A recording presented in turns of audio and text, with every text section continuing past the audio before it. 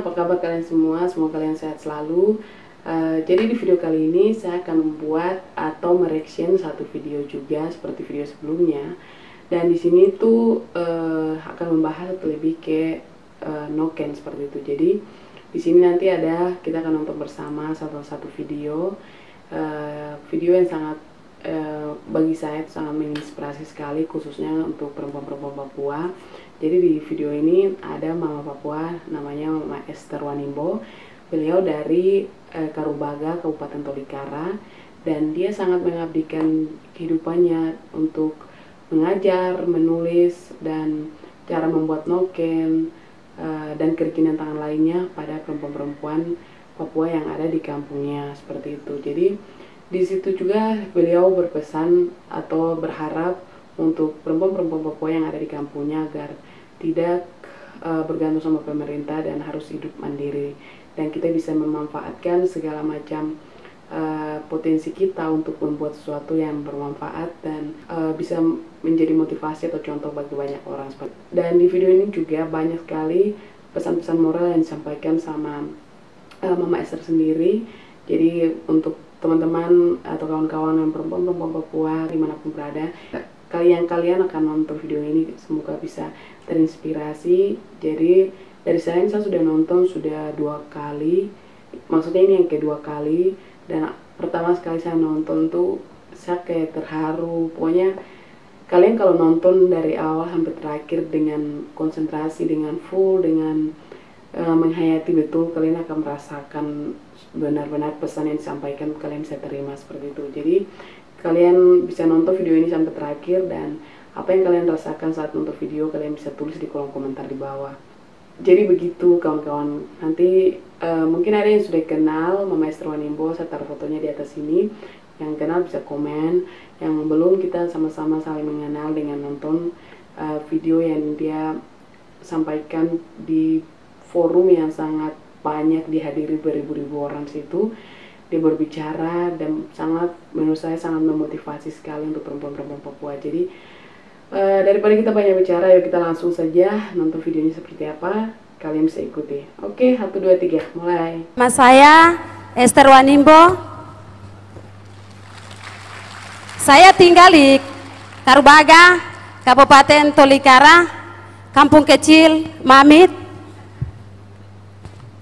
Saya mau cerita tentang. Jadi tadi itu perkenalan.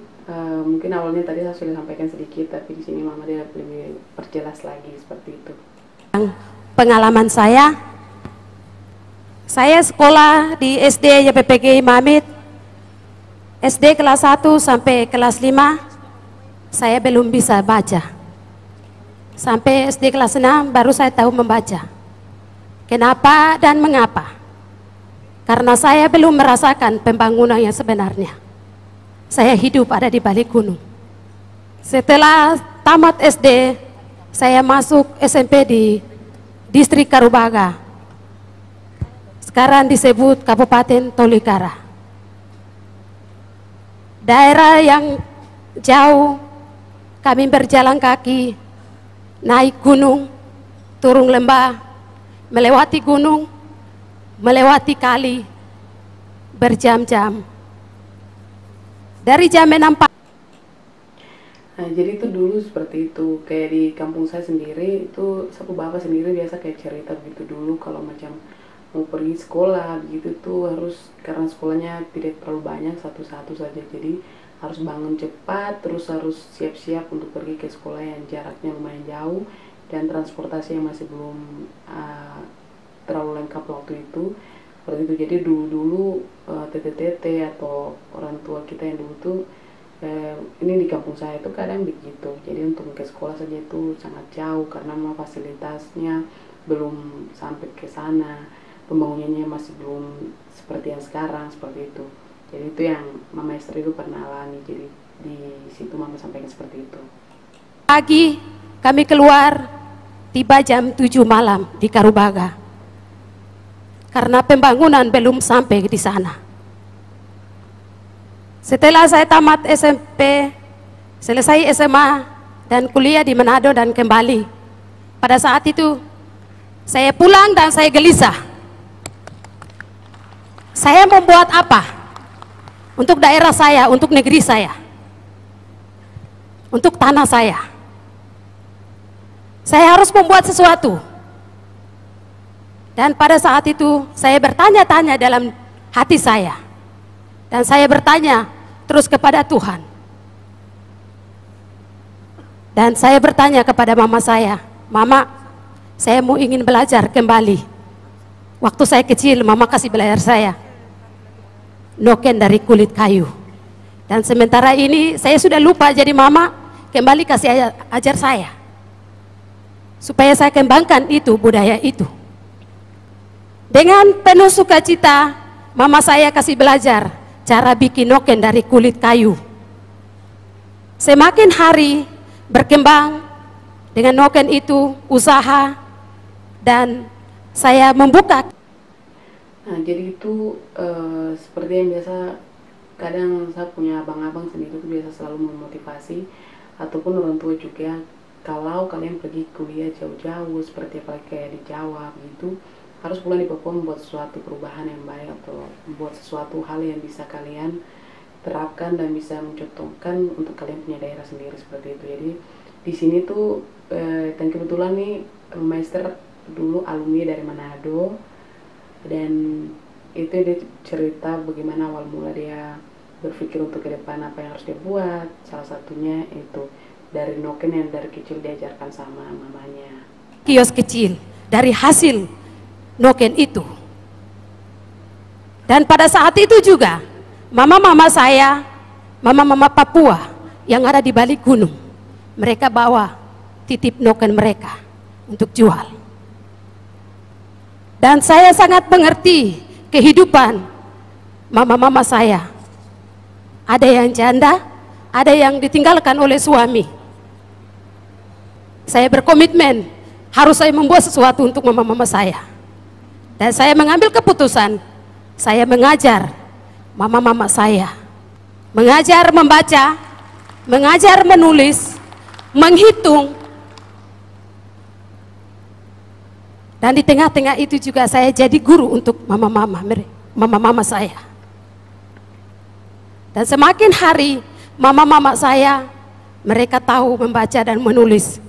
Dan mereka bisa belajar firman Tuhan, kebenaran. Dan mereka bisa menghitung uang masuk, uang keluar.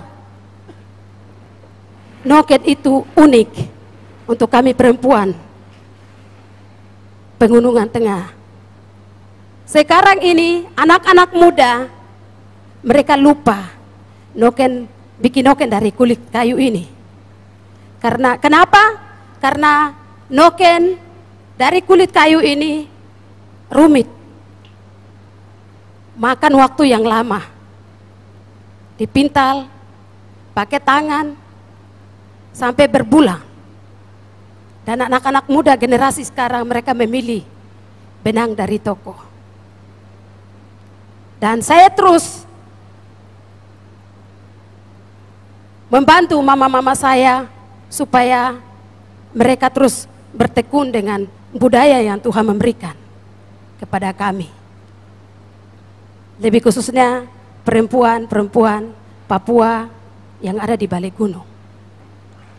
Dari noken itu mereka menghasilkan, mereka bisa mendatangkan uang dan untuk mencukupi kehidupan mereka.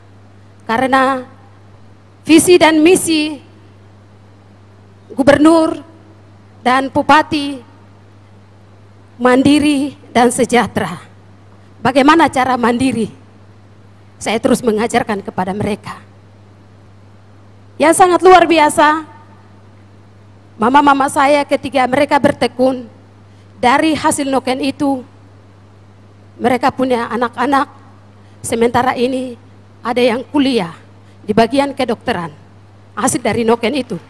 Ada yang guru, sementara susun skripsi, ada yang sekolah tinggi teologi. Dan generasi ini, mereka akan kembali menjadi terang dan garam untuk kabupaten mereka, untuk Papua, dan untuk dunia. Saya yakin bahwa saya sedang menjalankan stafet. Bapak saya adalah orang pertama yang mendapatkan cahaya terang itu. Tidak tanpa mengajar, dia mendapatkan cahaya huruf itu. Dan dia kembali mengajar adik-adiknya, dan adik-adiknya bisa jadi mantri, adik-adiknya bisa jadi guru, dan juga pendeta. Dan anak-anak mereka saat ini mereka kerja di provinsi. Ada yang sudah jadi anggota dewan di kabupaten-kabupaten, dan anak-anak berhasil. Itu yang membuat saya terus semakin hari mengajar dan mengarahkan mama-mama saya hidup di balik gunung sana. Noken ini unik. Noken salah satu kebanggaan kami perempuan Papua. Karena dalam noken ini bisa isi sayur sebanyak mungkin, dan juga ubi, dan juga hal-hal yang bisa isi di dalam noken bisa. Dan juga anak-anak kami ketika mereka lahir, kami isi di dalam noken ini. Dengan noken ini terbukti bahwa Gubernur Provinsi Papua Lukas NMB dilahirkan dan dibesarkan di dalam noken, dengan bupati-bupati Pegunungan Tengah dilahirkan dan dibesarkan dalam noken ini. Dan saya bangga sebagai anak daerah yang ada di balik gunung, anak-anak Papua yang sangat luar biasa, bisa melihat daerahnya sendiri, negerinya sendiri. Ada kreasi-kreasi baru muncul di dalam diri saya. Seperti baju yang saya pakai ini. Dulunya kami pakai noken seperti ini. Noken di kepala, terus tas ini saja. Terus sali yang saya punya. Aduh. Jadi di menit ini tuh sungguh saya kayak tersentuh sekali. Jadi memang betul tuh noken tuh dia multifungsi, kita buat untuk isi makanan atau apapun, sayur-sayuran, umbi-umbian gitu di noken.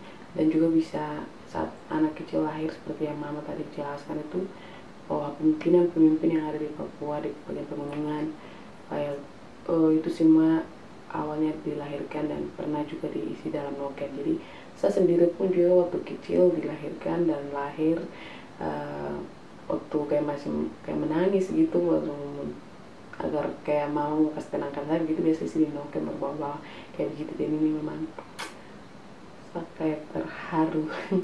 Anak kecil punya sali yang saya bawa ini. Dulunya pakai ini saja, tetapi ada kreasi-kreasi baru. Tuhan memberikan semakin hari, Tuhan memberikan hikmat kepada saya sehingga bisa bikin baju.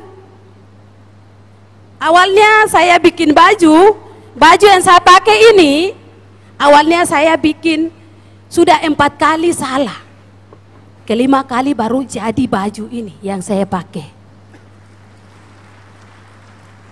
Dan ada bisa bikin ikat pinggang dari kulit kayu, dan bisa jadi rompi, bisa jadi baju. Maaf sekali lagi, maaf. Ini bisa jadi BH dari kulit kayu. Dan juga bisa jadi kantung kolok teh. Dan juga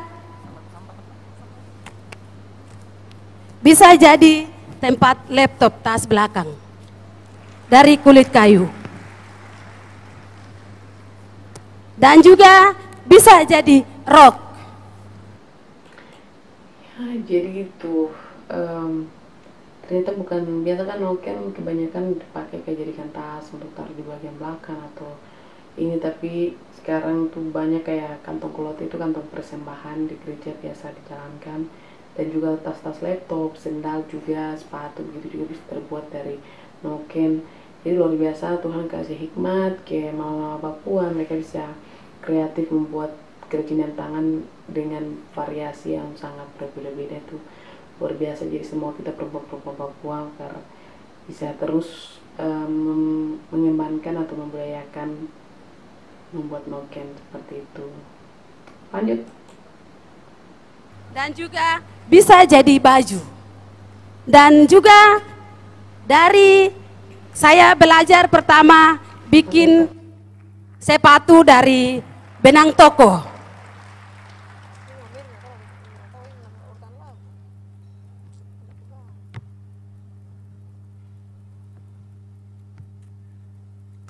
Noken ini warisan yang diberikan oleh Tuhan, pengetahuan yang diberikan oleh leluhur kepada kami perempuan-perempuan yang ada di balik gunung. Dan juga baju dari benang toko, saya bisa bikin baju langsung. Dan juga ini ada baju rasta dari benang toko. Dan ini dari kulit kayu, bisa jadi topi seperti kakak Luna pakai.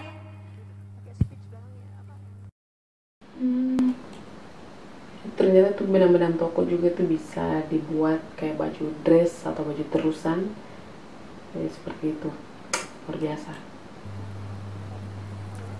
Perempuan-perempuan Papua punya potensi yang sangat luar biasa. Ketika saya hadir di sini, hal yang baru saya mendapatkan. Sesuatu hal yang sangat luar biasa. Wah, di sini luar biasa dia tekankan, tadi kayak kasih motivasi begitu. Teman-teman kalian bisa dengar dengan baik. Saya juga demikian. Saya mendapatkan dan saya bawa pulang untuk membangun daerah saya sendiri, negeri saya sendiri, kampung saya sendiri. Terus lanjutkan pembangunan untuk orang-orang Papua yang tertinggal di pendalaman. Terus lanjutkan. Alaninom, terima kasih. Jadi semoga dengan reaction video yang kita buat ini bisa bermanfaat dan kalian bisa share ke teman-teman kalian lain. Dan juga tetap kita melakukan sesuatu hal yang bisa menjadi contoh atau teladan untuk orang lain tanpa mengurangi rasa hormat kita kepada semua orang. Dan itu saja. Jadi terima kasih banyak teman-teman, kalian sudah nonton. Yang kalian belum subscribe bisa subscribe dan like, komen, dan juga bisa share ke teman-teman kalian atau di media sosial kalian. Terima kasih.